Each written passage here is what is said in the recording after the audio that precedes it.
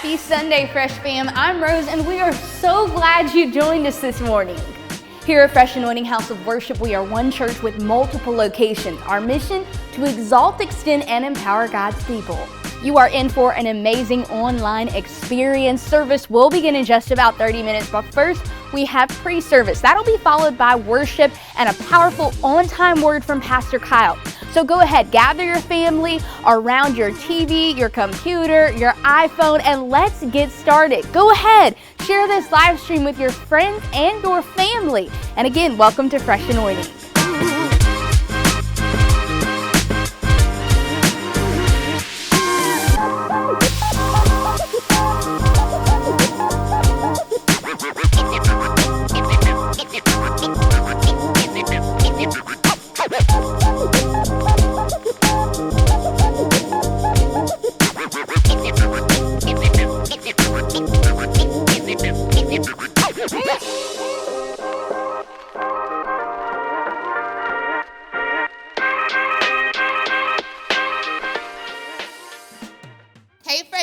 I'm Rose, and we are so glad you joined us this morning. We have a very special pre-service for you. We have an educators panel. We are going to be asking them some very, very insightful questions for all of you all at home. Share this live stream with your family and friends. Make sure on Facebook that we see those likes and those hearts. Those keep us very encouraged when we see those, so go ahead and do that. And we're going to jump right in. I have Tony Johnson and Stacy Skanes joining me.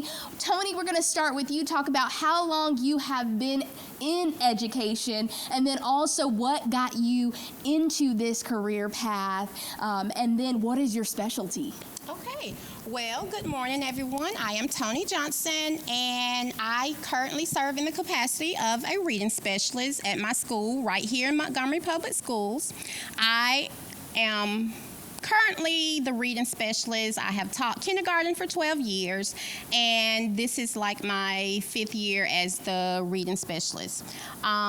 What drove me to this profession? Well, when I was in school, back in the day, when it was time to get ready to pack the bags and head back to school in the fall, before I packed my bags, I can remember not putting my red pen and my loose leaf paper in my book bag just yet, because I wanted to give my siblings some math problems so that I could see where they were heading. And I wanted them to get those problems wrong so that I could use my red pen so that I could mark on their papers and then teach them what they missed in an effort to help them do better as their year began in school the next year. So I do believe that this is my calling. This is where I am supposed to be, and I am loving every minute of it. Love it. Stacy? Good morning. My name is Stacy Skanes. I'm an educator. I've been in the profession for 15 years. I teach 2nd grade currently. I must say that the thing that drove me to the profession of education had to be my family. My sister, I have one sister, and she's older. She's an educator, and my mom was once an educator. And so I didn't have a big sister or a little sister that I could play school with. I used to play by myself. I would sit in the front room, and I would just write on the chalkboard and hoping that somebody would come in with my dolls and those type of things. But I love teaching. I am anointed to do this, and you have to have that anointing in order to make it work. And so I love every moment of it. I love it, ladies. This year, by far, has been a year that none of us expected. It's forced many of us into a new normal, and we're navigating it as much as we can. But specifically, as educators, how has COVID-19 impacted this school year? And even we can take a look back at the end of last school year. How's it impacted? So when you think about it, you know, we normally have our summer season. The kids get out in May and they don't return to school until August. Well, this past year was different. They got out in March, or we got out of school in March, and they are just now beginning to return to school.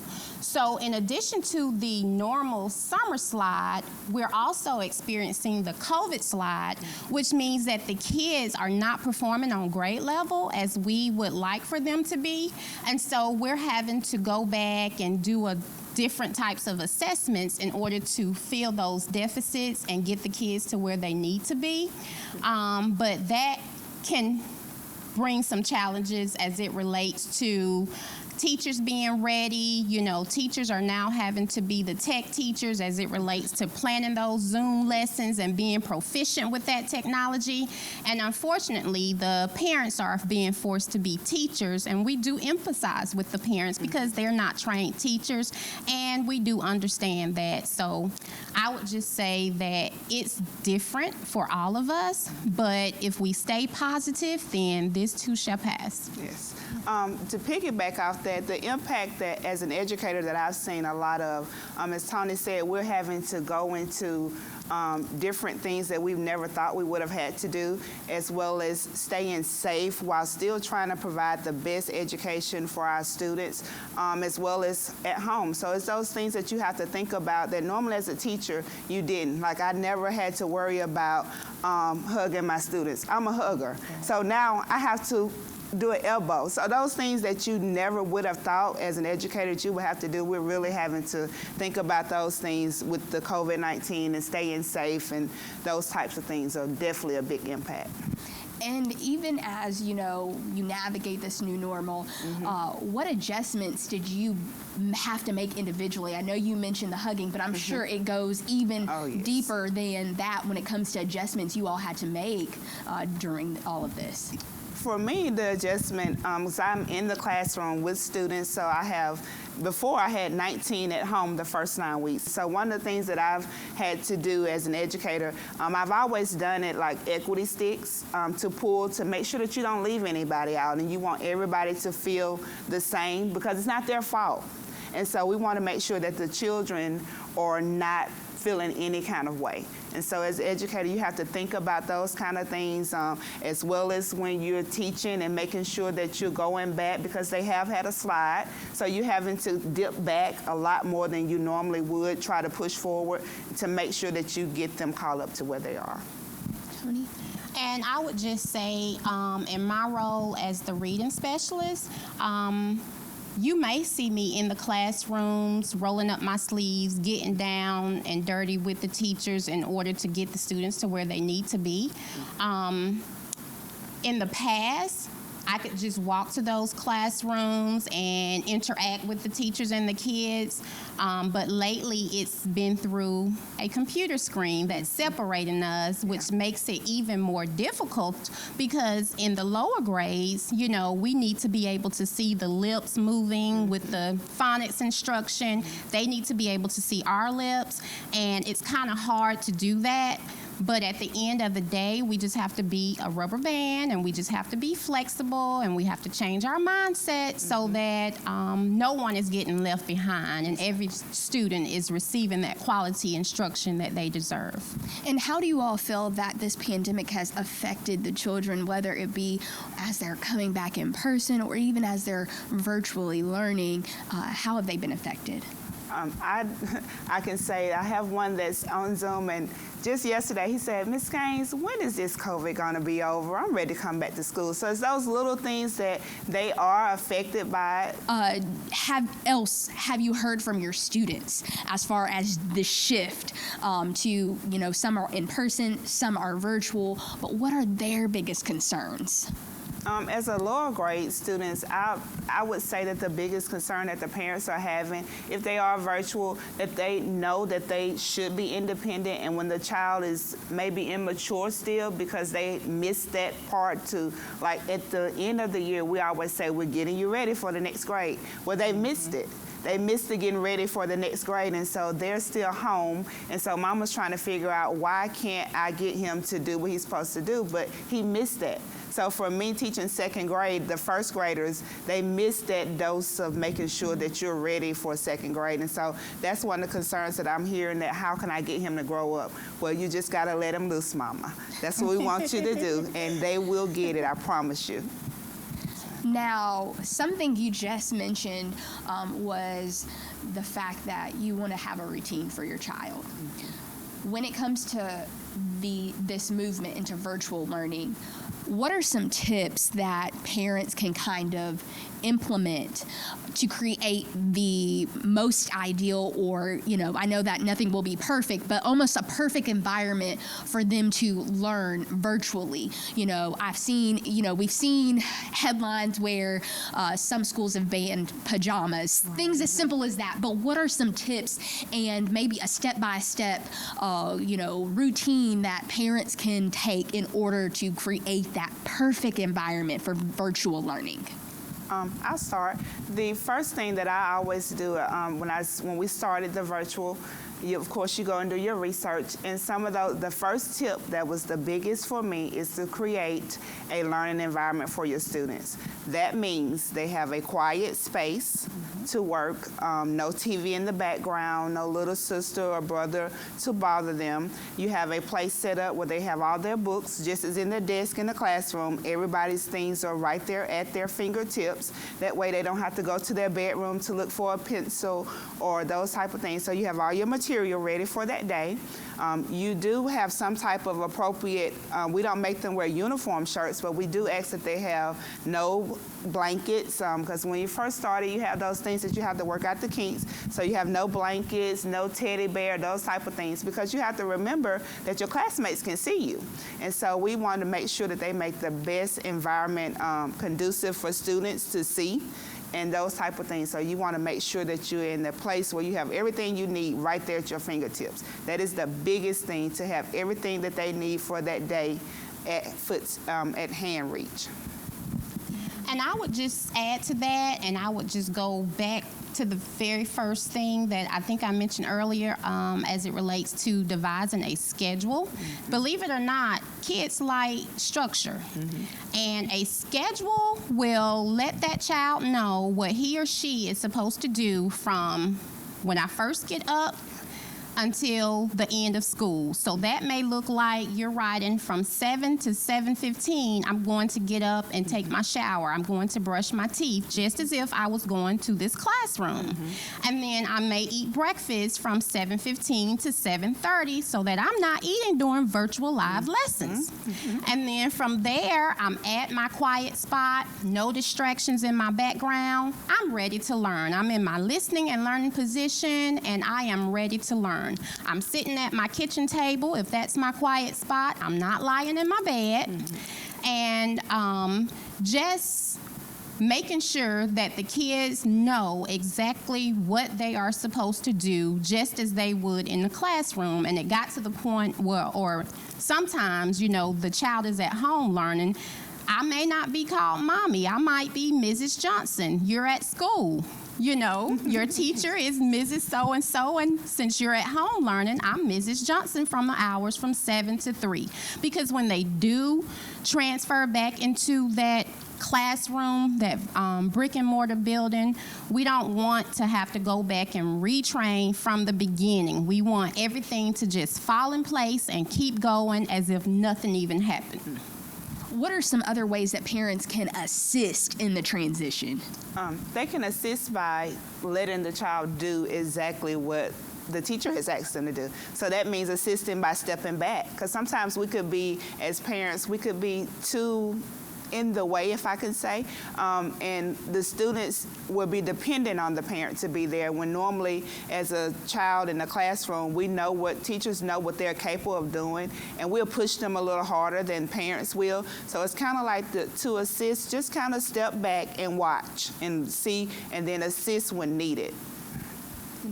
And I would just say parents can just trust the process and be their child's cheerleader, and not enable them to do anything that they can't do for themselves. Like Ms. Gaines said, sometimes you help too much, and we're just going to ask that you let us do what we were trying to do, and if you have questions or concerns, reach out. Most teachers do Class Dojo. They may do Remind Me. We have email addresses. Reach out and ask questions, state your concerns, and let's work together to get the kids to where they need to be, because at the end of the day, it's about student achievement. when it comes to making sure that, parents play a very active role in their child's learning, what are some ways that parents can make sure that they stay in good communication with the teachers so that their student is reaching their full potential and staying up to date on their work and making sure they're getting everything done? They can schedule an appointment with the teacher. I would say when your live Zoom lessons are going on, don't interrupt the teacher while she's teaching during that time. If you have a burning question or you just need something right then, just write it down or get the teacher's email address and email the teacher, and I promise she'll get back to you within 2 days, if not earlier. Make sure that you and the teacher have each other's phone numbers. And also, some schools are doing a parent-student communication log or a parent-teacher communication log where the teacher may write a note in the child's folder and the parent can receive the note when the student returns home. But for those virtual learners and those virtual parents, it's going to be crucial that you have the right phone numbers in the system so that when the parents do need to reach out to you, that's not going to be a barrier. And also, if you have an email address, it would be great if we can provide those email addresses. Is there anything else? If you are just tuning in, I'm Rose, and you are viewing our pre-service live stream right now prior to our Sunday service. In just a little while, we will be transitioning into praise and worship and an on-time word from Pastor Kyle. Right now, we are in the midst of an awesome educators panel. We have Tony Johnson and Stacy Skanes with us. They both have years of experience in education, and we're just tackling some important questions that parents and students and other educators out there may have. I know you mentioned one resource, Schoology, but what are some other resources that may be out there? There may be some parents who are watching right now. They may say, I don't have a degree in education. Of course, we know that Google is the easiest thing we have at our fingertips. But what are some other resources that may help parents out in finding those perfect field trips, those perfect experiments, or finding books that may be right on track to help their student excel with reading? Pinterest. Believe it or not, Pinterest can be your best friend. They have a plethora of information that you can go and just Google, type in what you might want, whether it's a virtual field trip or it might be a experiment to do, a learning experiment about plants. So whatever it might be, Pinterest can give you a lot of information. And I'm going to step out on a limb and I'm going to say TikTok because they do have more than just fun things. It is very informational. Educators are on there, and they share information of things that you can do with your students while they're at home. I love that. Yeah. That is something I'm sure no one out there expected to hear. So it just means you got to search a little bit more, find those really good educators on TikTok and Pinterest to find those learning tools and tips. Tony, what other resources? Well, the only thing I can think of, each student has a Clever account, and there are lots and lots of different apps within that Clever account where the students and the parent can experience.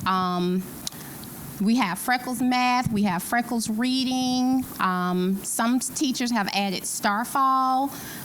If you have not had an opportunity to explore that, if you have a learner that is 6 years old or younger, then that's a great website for those. It's very interactive, it's bright, it's colorful, it's very structured. So that's going to be a great resource for those children that are entering kindergarten or at the end of kindergarten. We also have iExcel Math, MobyMax. We have also Edgenuity.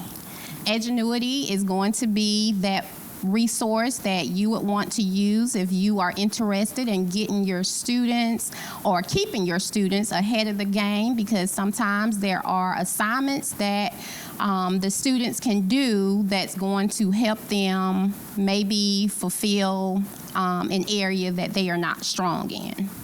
And I'll even throw this out and you guys can tell me, but something that I don't know that we all think about, library. And I know we're in the middle of a pandemic, so you don't necessarily want to go to the library, but something I did find out recently was I could call them and get a temporary library card. I tried it out myself, but they have so many good resources within, it's more than just a book. Yeah. But how often would you, tell a parent to have their child reading? Daily. Every single day. Daily. Every single day. At least 20 minutes a day. That is, at a lower grade, we ask them to read every day at least 20 minutes. Yeah. And for those parents out there who may not know, what are the benefits of having your child just take 20, 30 minutes a day reading? Repetitive is a big part of helping students to excel their vocabulary, to make sure that they learn about different things, explore a lot of different options and those type of things. So reading can give you more than just, let me read these words. It actually, they can learn from it and grow from it. And something you mentioned just a little bit, not just reading the book, but those characters, identifying the characters, making voices for them, all of those things play a big impact as well. Just acting it out. Going back to old school where we used to do the puppets. Kids really enjoy those things. And unfortunately, school has gotten to the point where kindergarten is the new second grade, and the teachers just don't have time to do all of those fun activities like we used to do. And so we just ask that the parents, if you can, on the weekends, don't make the child sit there and do paper and pencil work. Let's let them use their hands and use other means in order to get the content down to where it needs to be. And do you all have tips as far as even, I know we talked a little bit about, having them stay engaged in learning on the weekends and during breaks, but is it beneficial to maybe create routines on the weekends to kind of keep them in the flow? Or what is you all's recommendation when it comes to just those continual tips that parents can have in their back pocket to keep their kids learning even when it isn't school time? A tip that you can use is, a lot of them, believe it or not, have cell phones. They have iPads. They have technology. And so you can set things like, instead of, you have to do 30 minutes of reading before you can play your video game. Those type of things. Or you might want to say that you have to, let's read this book. Lower grades, give me 5 complete sentences, and then you're free to go. Because like we said, we don't want to overbury them, but we have to keep them on track. And so that just helps to keep them abreast of things and make them work for the free time, if I could say, for lack of words. And it just kind of helps them to stay focused and to want to do better.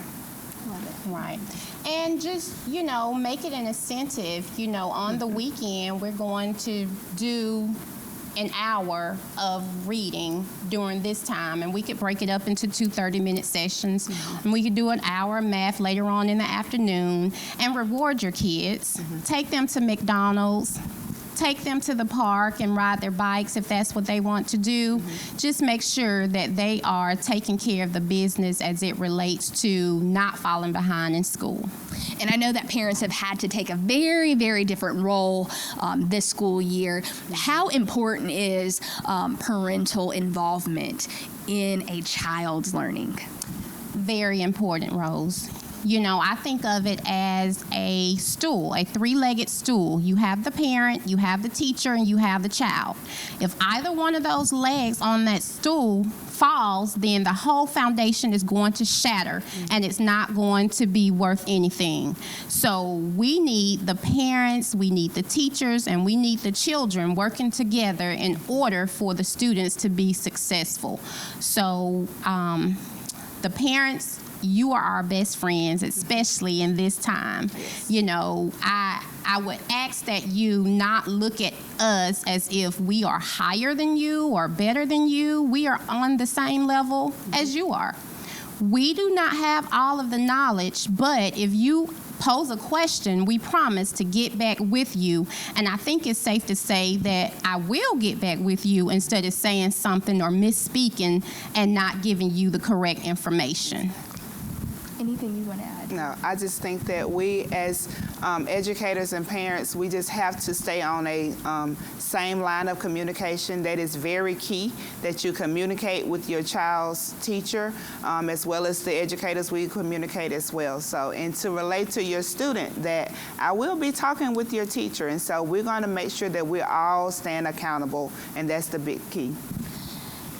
You all are not only educators, but you all are women of God, women of faith. I want you all to talk about specifically, we'll start with this one, what are prayers that all of us can pray for educators? And then we're going to tackle parents and students. What are prayers that we can pray ongoingly as you all navigate this new normal for educators, parents, and students? I would say for the educators, prayers of wisdom, to be led by wisdom and to be guided through wisdom and with wisdom, because there are some things that we're being asked to do that we don't know exactly how to do it the right way. We just do it the best way that we know how to do. So we need wisdom to fulfill the job that we have been charged to do. We just need prayers that will allow us to give the children the best education that they need, and we just need prayers that the parents and the students would receive the information, that they would study to show themselves approved, so that the students can really put the standards and the skills that are being taught to them in their long-term memory, so that as they progress through the grade levels, you know, they will not be considered as an at-risk child or not performing on grade levels. So prayers of wisdom, prayers of serenity, prayers of peace, we need all of that. Yes. My biggest prayer request would be prayers of patience. You got to have the patience in order to get the job done. So my biggest prayer will be that we have prayers of patience as educators, prayers of concerns to making sure that we are fulfilling our needs as an educator to not fail the students as well as the parents, because we all have a job to do. So we pray that we will have be led by our leaders and those that are over us to have the right answers. We need answers, so we need prayers of those type of things. What are some other ways that perhaps we can even encourage you guys during this time? You know, no matter what that looks like, but I know that you all need encouragement during this time. So what would that look like for you all? I'll speak because I just had it as an educator. Yesterday was our second day of face-to-face and virtual, and I was having challenges trying to figure out exactly how to get my students to hear me. And so they were saying, "Miss Gaines, I can't hear you." So I could hear them, but they couldn't hear me. And I got the nicest email from one of my parents just yesterday, and it said, "Hey, you there?" And it was like, I was like, yeah. She said, "Miss Gaines, Miss Gaines." And so it was just those little key words. She said, "You have the best patience," and you just little things, and it just made my day. It doesn't take much. Just a kind word would definitely go a long way. Right. Yeah. Right. I was just going to say the same thing, just words of affirmation. We adults, we like praise just like the kids. Exactly. And so just by getting those kind words from parents, I see what you're doing. Thank you so much. I know that we're in this together. I'm here for you. Let's team up. Let's do this together. I'm behind you, Miss Johnson. I'm behind you, Miss Gaines. Yes. We support you. Just those words. You don't have to go and buy us anything. Just let us know that you are in our corner, and I promise you that's going to motivate us even more to give 210%. Exactly. Thank you, Tony. Thank you, Stacy, for all you all do, not only in the classroom, but just as mothers and women of faith. We thank you so much. We appreciate you all. We love you all, and we are praying for you both. Thank you. And if you have just tuned in, you haven't missed a thing. We just wrapped up our pre-service, and we're going to get ready to go into service. Get ready for a powerful set of praise and worship and an on-time word from Pastor Kyle. Let's go.